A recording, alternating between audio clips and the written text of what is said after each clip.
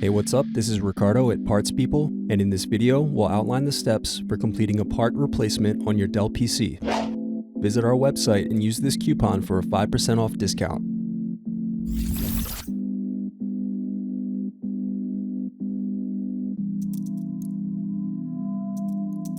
First, unscrew and remove bottom base.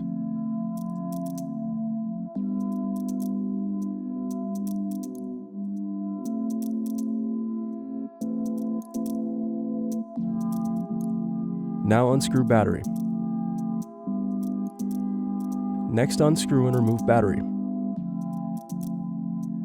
Thanks for watching. Don't forget to like and subscribe if you enjoyed this video.